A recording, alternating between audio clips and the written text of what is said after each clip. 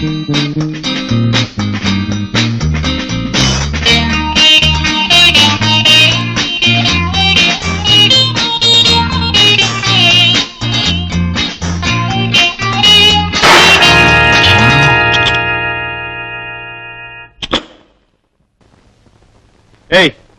అది? కళ్ళు మూసి నడపడానికి ఇది రోడ్డులోకి రావా, నీ ఇల్లు అనుకున్నావా? సార్, నా ఇల్లు తప్పించి స్వర్గాన్ని కూడా నా ఇల్లు అనుకోను కల్లో కూడా. చూడని మాట నిజం, గుద్దిన మాట నిజం. ఆహా, నిజాన్ని నిజం నడి రోడ్డు మీద ఒప్పుకున్న వాడికంటే గొప్పవాడు ఎవడుంటాడండి ఈ లోకంలో. నమస్కారం సార్. భాష బాగున్నావా? బాగున్నా. నాన్నగారిని అడిగాని చెప్పు. అలాగే. సార్, నేను పెద్ద మనిషిని మీరు ఎప్పటికైనా గుర్తించాలి. నువ్వు పెద్ద మనిషి అయితే ఎవరికి కావాలయ్యా? రోడ్డు మీద ఉన్న పెద్దని గుర్తిస్తావా? ఇప్పుడు జీపులు గుద్దావు, లేకపోతే మనుషులు గుర్తావు. అసలు నువ్వు ఎవరిపోతాయా? సార్ చదివాయి, ఎండ ఎక్కువగా ఉంది, మీకు వేడి వేడి ఆలోచనలు వస్తున్నాయి. ఓ పని చేద్దాం సార్, కూల్ డ్రింక్స్ కూల్గా మాట్లాడుకుందాం సార్. పదండి సార్. ఆ పని జైలు చేయొచ్చు. పద. సార్, చూడండి సార్, ఇలా కోపం వచ్చినప్పుడు 10 అంకెలు లెక్క పెట్టమన్నాడు మహాత్మా గాంధీ. లెక్క పెట్టే కూడా మీ కోపం అలాగే ఉంటే మీ ఇష్టం వచ్చి చేయండి. కళ్ళు మూసుకుపోయేవాడిని చెప్పు కొట్టి ఆ తర్వాత 10 అంకెలు లెక్క పెట్టమన్నాడు అబ్రహం లింకన్. పద. చూసుడు, నేను ఫోన్ బాబు చెప్పండి, ఫోన్ చేయి. అలాగే సార్.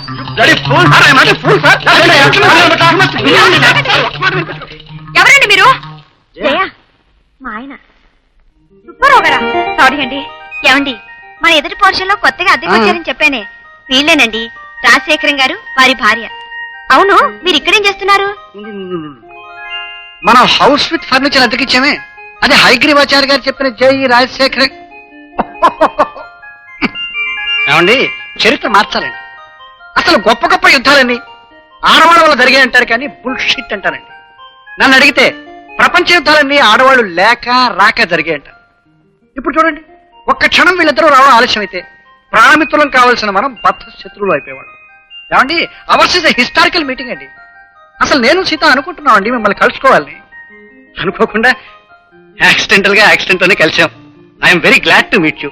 చేయండి sir. Very happy to meet you. Happy to meet you. నా లైఫ్ ఊరుకోండి, ఏమిటది బోర్డు లైట్ కోసం? పర్వాలేదు రండి. సార్, నన్ను అవమానించకండి సార్. మీరెవరో తెలిసిన తర్వాత మన బంధుత్వం అర్థం చేసుకున్నాక మీకు లైట్ ఇవ్వను సార్. జీపే కొనిచ్చేస్తాను సార్. నాకు జీప్ అక్కడే సార్. లైట్ పగిలిపోయింది. మీరు మర్చిపోండి, ఆయన అంతే. గుర్తుంచుకుంటే కదమ్మా మర్చిపోవడానికి.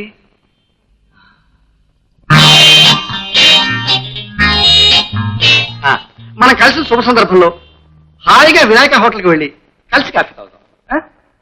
రండమ్మా. జయ, అది గవర్నమెంట్ జీప్ అండి.